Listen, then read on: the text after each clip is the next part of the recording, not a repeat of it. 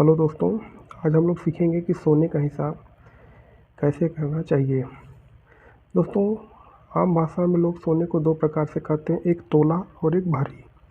दोस्तों, एक तोला में भी 10 ग्राम सोना होता है और एक भरी में भी 10 ग्राम सोना होता है। दोस्तों, दोनों को 10 ग्राम ही होता है और इसे अगर आप गूगल पे सर्च करेंगे तो ये 11.25 ग्राम दिखाएगा। एक भरी में 11.25 ग्राम दिखाएगा। दोस्तों,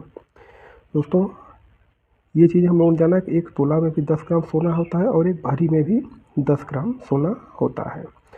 अब दोस्तों, इसे 3 प्रकार से मापा जाता है: 18 कैरेट, 22 कैरेट और 24 कैरेट। दोस्तों 18 कैरेट जो होता है, 18 कैरेट में 75% सोना होता है। 75% सोना होता है। 18 कैरेट का जो सोना होता है, जो सोनार हमें 18 कैरेट कह के सोना देते हैं, उसमें सिर्फ 75% ही सोना होता है। बाकी 25% उसमें धातु मिला होता है। धातु मिला होता है। धातु में क्या क्या होता है दोस्तों? तांबा, सिल्वर, जस्ता, यही सब दोस्तों मिला होता है। तो जो 18 कैरेट का सोना होता है, ये सबसे सस्ता सोना होता है और इसमें सिर्फ 75% सोना होता है और 25% धातु होता है। और इस धातु में तांबा, सिल्वर, जस्ता, ये सब चीज़ें मिली रहती हैं दोस्तों। अब आगे आइए 22 कैरेट सोना। 22 कैरेट सोने में दोस्तों 91.67% सोना होता है। 22 कैरेट में 91.67% सोना होता है। बाकी 9% धातु। धातु में यही चीज़ होती है: तांबा, सिल्वर, तांबा, सिल्वर, जस्ता, ये सब मिला के धातु को बनाया जाता है दोस्तों। अब दोस्तों, ये आते हैं 24 कैरेट। 24 कैरेट जो होता है दोस्तों, ये 24 कैरेट शुद्ध सोना होता है। ये 100% सोना होता है। 24 कैरेट जो सोना होता है, ये 100% सोना होता है दोस्तों।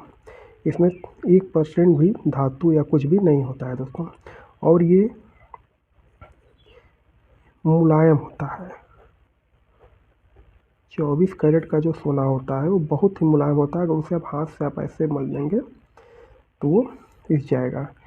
24 कैरेट सोने से हम कोई भी ज्वेलरी नहीं बनवा सकते हैं। 24 कैरेट सोने से ज्वेलरी नहीं बनती है। 24 कैरेट का जो सोना होता है दोस्तों, उससे कोई भी ज्वेलरी नहीं बनती है और ये बहुत ही मुलायम होता है और इसमें 100% सोना होता है। दोस्तों, हम लोगों ने 3 चीज़ें जाना: 24 कैरेट जो कि 100% सोना होता है और ये एकदम मुलायम होता है, और इस 24 कैरेट के सोने से कोई भी ज्वेलरी नहीं बनती है। उसके बाद 22 कैरेट। 22 कैरेट में 91.67% सोना होता है और इसमें 9% धातु होता है। ये 9% धातु मिला के ये सोना बनता है, इसमें ज्वेलरी बनती है। ऐसे इतना मुलायम होता है कि नहीं बन पाएगा, इसलिए 9% धातु इसमें मिलाया जाता है, जिससे कि इससे ज्वेलरी बनती है। और 18 कैरेट में 75% सोना होता है, 25% धातु होता है। इस धातु में भी ये सब चीज़ें होती हैं। अब दोस्तों, आइए हम लोग इसी पे क्वेश्चन करते हैं। दोस्तों, यहाँ पे लिखा है एक भरी सोने का मूल्य 60,000 रुपये है, तो 4 ग्राम और 12 मिलीग्राम सोने का मूल्य इतना होगा। तो दोस्तों, एक भरी बराबर 10 ग्राम, तो ये 10 ग्राम बराबर 60,000 रुपये है दोस्तों। तो हमें 1 ग्राम सोने का मूल्य निकालना होगा। अगर 10 ग्राम बराबर 60,000 है तो 1 ग्राम सोने का मूल्य निकालने के लिए हमें 60,000 में 10 से भागा देना होगा, डिवाइड करना होगा। तो इससे 0 से 0 कट जाएगा दोस्तों। तो 1 ग्राम सोने का मूल्य 6,000 रुपये आएगा। 1 ग्राम सोने का मूल्य दोस्तों 6,000 रुपये आएगा। तो जो कि यहाँ पे 4 ग्राम और 12 मिलीग्राम सोने का मूल्य निकालना है। तो पहले दोस्तों हम लोग 4 ग्राम सोने का मूल्य निकालते हैं। तो 4 gram equal to 4 into 6000 equal to 24,000। तो 4 ग्राम सोने का मूल्य दोस्तों 24,000 रुपये आया। अब दोस्तों हमने 4 ग्राम सोने का मूल्य निकाल लिया 24,000 रुपये। अब हमें निकालना है 12 मिलीग्राम सोने का मूल्य कितना होगा। तो 12 मिलीग्राम सोने का मूल्य निकालने के लिए दोस्तों पहले हम जानते हैं कि 1 ग्राम में 1000 मिलीग्राम होता है। 1 ग्राम में 1000 मिलीग्राम होता है दोस्तों। तो हमें 1 मिलीग्राम का मूल्य निकालना है। 1 मिलीग्राम सोने का मूल्य कितने रुपए होगा। तो दोस्तों 1 मिलीग्राम बराबर हमें इस 6000 में आना होगा, क्योंकि ये 1 ग्राम का है। 1 ग्राम बराबर 1000 मिलीग्राम। तो 1 मिलीग्राम बराबर 6000 डिवाइडेड 1000। दोस्तों ये सोने से सोना कट जाएगा, बचा 6। 1 मिलीग्राम सोने का मूल्य 6 रुपये आएगा दोस्तों।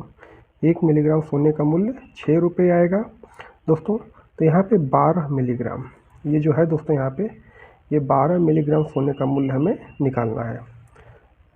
तो दोस्तों क्या करेंगे, 12 गुणे 6 इक्वल टू 72 रुपये दोस्तों आ गया है। 12 मिलीग्राम सोने का मूल्य 72 रुपये आ गया दोस्तों। अब ये 72 रुपये प्लस ये 24,000, इन दोनों को हम ऐड कर देंगे तो 4 ग्राम और 12 मिलीग्राम सोने का मूल्य पता चल जाएगा। तो 4 ग्राम इक्वल टू 24,000 और 12 मिलीग्राम इक्वल टू 72 रुपया। इन दोनों को दोस्तों हम जोड़ देते हैं। 2 7 0 4 2 ये दोस्तों आ गया। तो 4 ग्राम और 12 मिलीग्राम सोने का मूल्य दोस्तों 24,072 रुपये आया। आइए दोस्तों एक बार फिर से देख लेते हैं। पहले हमने एक भरी की निकाला, एक भरी में 10 ग्राम होता है। तो 10 ग्राम सोने का मूल्य 60,000 रुपये है। उसके बाद हमने 1 ग्राम सोने का मूल्य निकालना है। तो 1 ग्राम सोने का मूल्य निकालने के लिए 60,000 में हम 10 से भाग दे देंगे। तो 1 ग्राम सोने का मूल्य 6,000 रुपये आ गया। अब दोस्तों ये 4 ग्राम दिया है, तो 4 ग्राम में हम 6,000 का मल्टीप्लाई कर देंगे तो हमारा 4 ग्राम सोने का मूल्य पता चल जाएगा। तो 4 ग्राम सोने का मूल्य 24,000 रुपये आ गया। अब दोस्तों हमें ये 12 मिलीग्राम को फाइंड करना है। तो 12 मिलीग्राम को फाइंड करने के लिए पहले हमें ये जानना होगा कि 1 ग्राम में कितना मिलीग्राम होता है। तो 1 ग्राम में 1000 मिलीग्राम होता है। तो 1 मिलीग्राम का मूल्य हमें फाइंड करने के लिए 6,000 रुपये में हमें 1000 मिलीग्राम से डिवाइड करना होगा। तो हमने 6,000 में 1000 से जब भाग दिया तो ये 6 रुपये 1 मिलीग्राम सोने का मूल्य आ गया दोस्तों। अब उसके बाद हम इस 12 मिलीग्राम को 6 से मल्टीप्लाई कर देंगे। तो 12 गुणे 6 बराबर 72 रुपये आ गया 12 मिलीग्राम सोने का मूल्य दोस्तों।